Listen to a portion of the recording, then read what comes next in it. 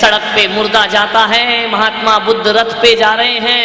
सारथी से पूछा कि ये कौन है और इसे क्यों बांध कर ले जा रहे हैं। सारथी ने कहा, युवराज इस पर ध्यान न दो, चलो अपन जिस कार्य के लिए चल रहे हैं। महात्मा बुद्ध ने कहा, इतना तो बताओ कि इस आदमी का कसूर क्या है, इसे बांध के क्यों ले जा रहे हैं। सारथी ने कहा कि युवराज ये आदमी मर चुका है, रोज लोग इसे जलाने ले जा रहे हैं। ये मरना क्या होता है?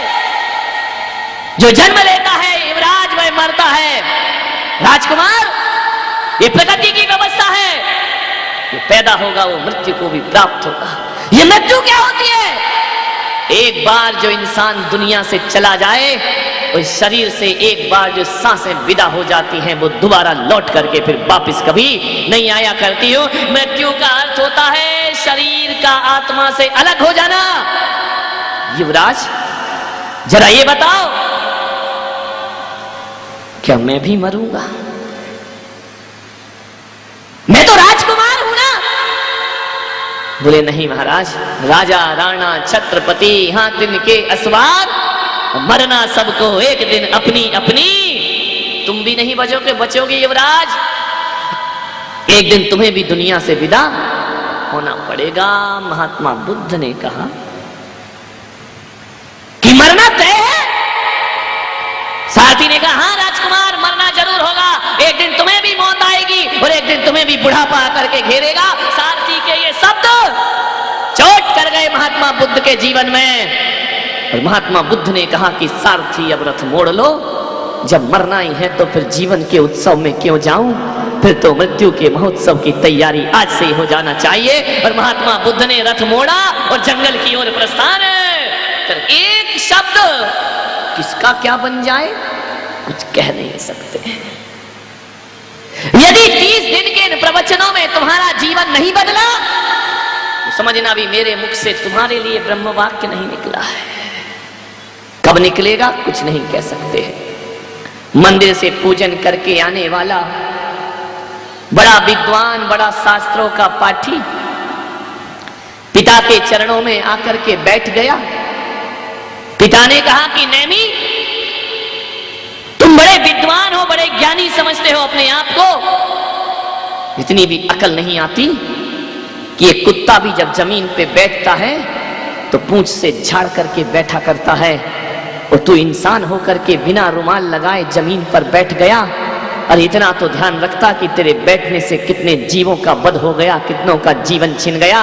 अरे किस काम की तेरी पूजा, किस काम का तेरा पाठ? अरे तुझे तो जब भी बैठना चाहिए तो रुमाल से झाड़ के बैठना चाहिए। एक शब्द उनके दिल को चोट कर गए पिता के, और उन्होंने कहा कि पिताजी अभी नेमी चंद जब भी बैठेगा तो रुमाल लगाकर नहीं, जब भी ये नेमी चंद बैठेगा तो मयूर पिच्छिका लगा करके बैठेगा, और वह नेमी चंद एक दिन आचार्य विमल सागर बन करके दुनिया में खड़े हो जाते। कब किसका जीवन बदल जाए कुछ कह नहीं सकते।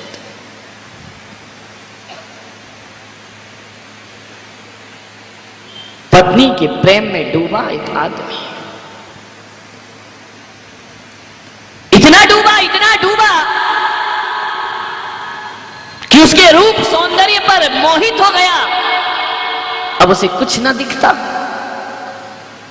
एक पल को भी पत्नी ना दिखे तो तड़प उठता था उसके बिना। कौन महिला कह रही काश ऐसे हमारे होते हैं। जय हो पंचम।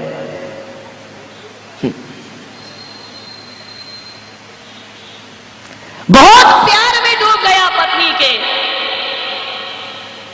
एक दिन पत्नी पीहर चली गई, बहुत रोया कि तू मुझे छोड़ के मत जा। पत्नी ने कहा यार तुझे शर्म नहीं आती है? इतना तो मैं अपने माँ बाप को छोड़कर आई, जब नहीं रोई जितना तू रोता है। बोले देख रत्ना तू लौट के कब आएगी? तू जानती है मैं तेरे बिन ना रह पाऊंगा। रत्नावली ने कहा कि थोड़ा धैर्य रखो, मैं जाऊंगी कहां, लौट कर तो यहीं आऊंगी। नहीं रत्ना, तेरे बिन जीना मुश्किल है। विचार करिए, सोचिए आप। बोले कि रत्नावली मैं तेरे बिन नहीं जी सकता हूं। रत्ना ने कहा धैर्य रखो, दुनिया क्या कहेगी? मैं जानती हूं कि तुम मुझे लेकिन थोड़ी समाज की व्यवस्थाएं भी देखना पड़ती हैं। मुझे पीहर जाना होगा। चली गई पीहर। बरसात के दिन, अमावस की काली रात, 12 बजे रात तक सो ना पाया। 12 बजे रात को भागा ससुराल की तरफ। एक बार तो मैं रत्ना को देखे बिना सो नहीं सकता हूं, जी नहीं सकता हूं, मुझे जाना होगा। मूसलाधार बारिश, वो कोई दिल्ली तो थी नहीं कि पूरा चौमासा बीत जाए और पानी को तरस जाए। वहां तो मूसलाधार झमाझम बारिश हो रही थी। अमावस की काली रात, बिजली चमक रही है। दौड़ा दौड़ा भागा, भागते गया। क्या देखता है कि नदी उफान पर है। सावन भादों की बरसात और नदियों का उफान, तटों को तोड़ करके बह रही है नदी। देखा कि मुझे जाना तो जरूर है, लेकिन जाऊं कैसे?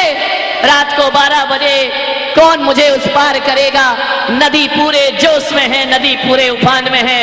हाव देखा ना ताव। ध्यान रखना, जब भीतर प्यास जगती है, लगन लगती है, तो फिर कुछ भी दिखाई नहीं दिया करता है। अरे भूख न देखे जूठा भात, प्यास न देखे धोबी घाट, और नींद न देखे टूटी खाट। ध्यान रखिए, प्रेम जग गया रत्ना के प्रति। क्या देखता है? वो दूर नदी के किनारे कुछ नाव है। बैठा, नदी पार करके उस पार पहुंच गया। जैसे ही उस पार पहुंचा, 12-1 बज रहे हैं, सन्नाटा है पूरे गांव में। कोई बहुत बड़ा शहर ना था वो। गांव में कीचड़ों में, कीचड़ को फानते कूदते पहुंचा ससुराल में। क्या देखता है कि खिड़की खुली रखी है। मनी मन सोचता है कि रत्नावली, तू भी मेरे बिना नहीं रह सकती है, तू भी तो मेरा इंतजार कर रही है ना, इसलिए तो खिड़की खोल करके सो रही है। दरवाजे से जाऊं तो सास ससुर क्या कहेंगे कि 1 बजे रात को तू चला आया। कैसे जाऊं ऊपर? एक टिमटिमाता सा दिया मध्यम सा जल रहा है। खिड़की ऊंची है, चढ़ूं तो कैसे चढ़ूं? एक रस्सा लटक रहा है, रस्सा पकड़ करके चढ़ गया ऊपर। खिड़की से अंदर कूदा। रत्नावली, देख मैं आ गया हूं। रत्नावली ने कहा, कौन? मैं स्वप्न देख रही हूं या हकीकत है? बोले, देख मैं आ गया, मैंने कहा था ना कि मैं तेरे बिन ना रह पाऊंगा। रत्नावली ने देखा, पैरों तले जमीन खिसक गई। अमावस की काली रात, झमाझम बरसात, नदियों में उफान। रत्ना ने कहा, तू इतने बजे कैसे आ गया? अरे आना था पागल, तो दिन में आ जाता। ये चोरों की तरह क्यों आया है? तू आया कैसे? दरवाजे तो सारे बंद हैं, तू कमरे के अंदर कैसे आ गया? रत्नावली, मैं तेरे लिए सब कुछ कर सकता हूँ, और तू मुझसे पूछ रही है कि मैं कैसे आया हूँ? अरे तूने ही तो खिड़की में रस्सा लटका रखा है ना, तुझे भी मालूम था कि मैं तेरे से मिलने जरूर आऊंगा। देख तूने रस्सा लटकाया है, मैं रस्से को पकड़ करके ऊपर आ गया। रत्ना ने कहा, मैंने रस्सा लटकाया? मैं क्यों रस्सी लटकाऊंगी? मुझे क्या मालूम कि तू यहाँ चला आएगा।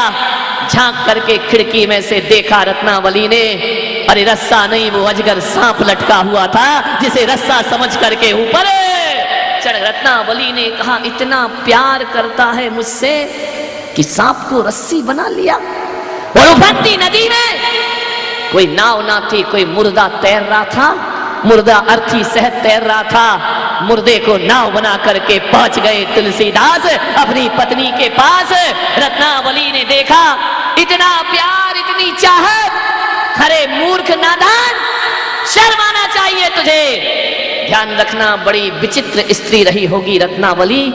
आज की स्त्री होती तो कहती, इतना प्यार करता है, यही तो चाहते हैं कि पति मेरी मुट्ठी में रहे और मेरे इशारों पर नाचता रहे। कोई मरण धर्मा स्त्री होती तो कहती, कौन से जन्म का पुण्य था जो मुझे ऐसा पति प्राप्त हुआ है। वो कोई साधारण स्त्री ना रही। उसने देखा और कहा कि मूर्ख रत्नावली, मैं मूर्ख?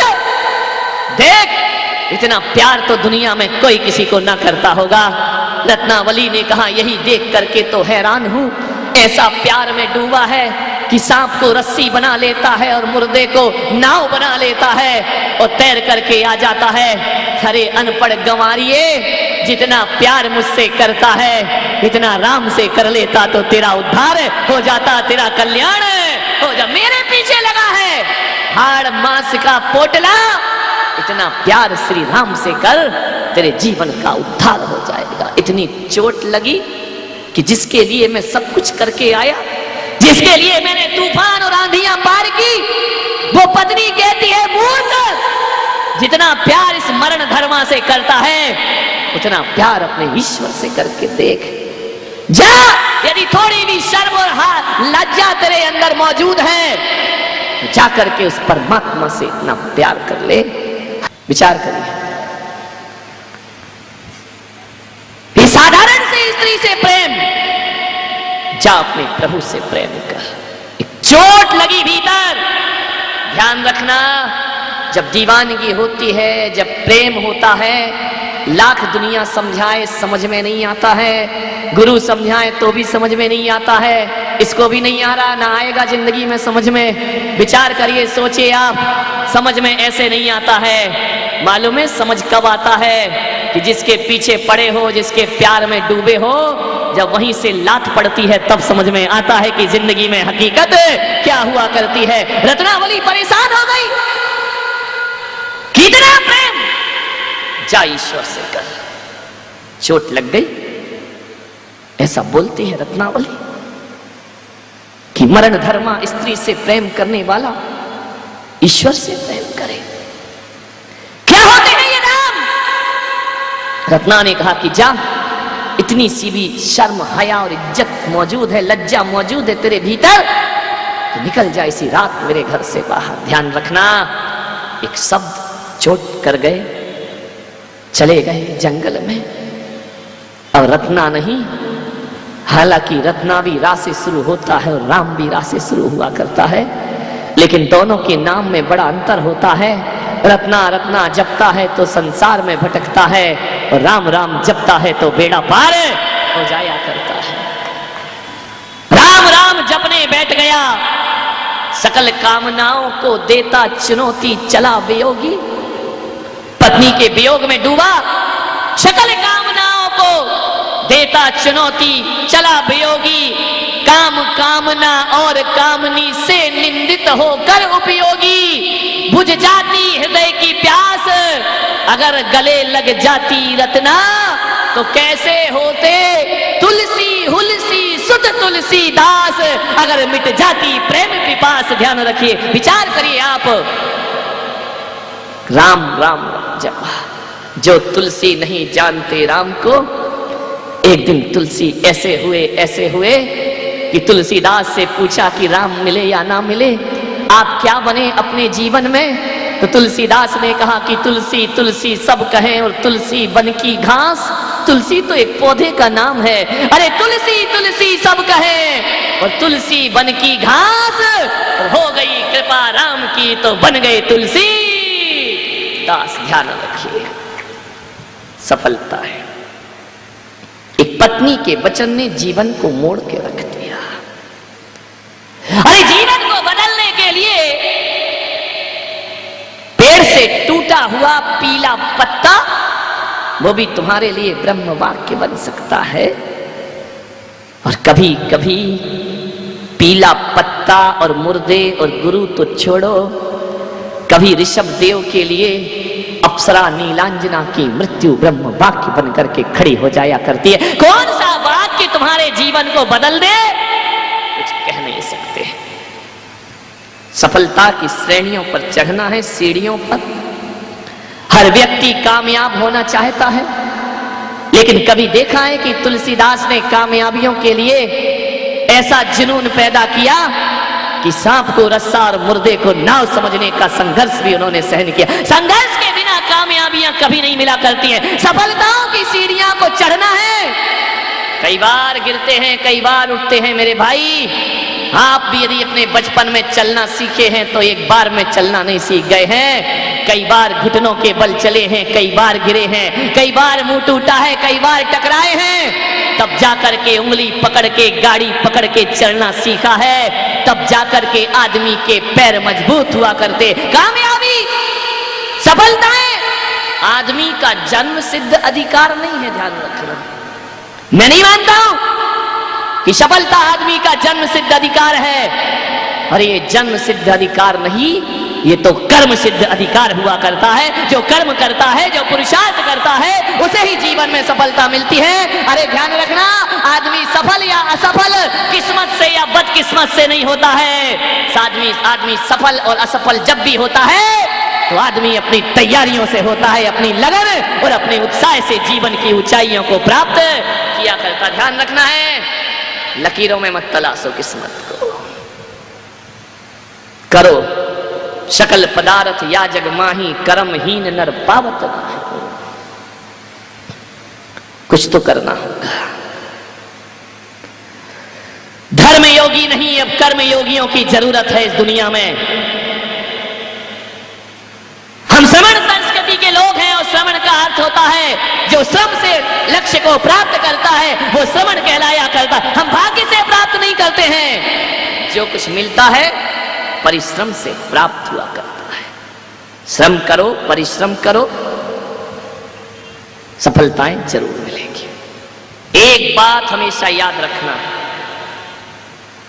तन का बलिष्ठ और मन का कमजोर आदमी जीवन में कुछ नहीं पा सकता है। तन से पहलवान और मन कमजोर हो, कुछ नहीं प्राप्त कर सकता, कोई सफलता नहीं मिलेगी। और मैं तो कहता हूं कि तन से कमजोर आदमी, जिसके तन की एक एक हड्डियां भी गिन ली जाएं, लेकिन मन का बलिष्ठ होता है तो जीवन के लक्ष्य को वह आदमी प्राप्त कर लिया करता है।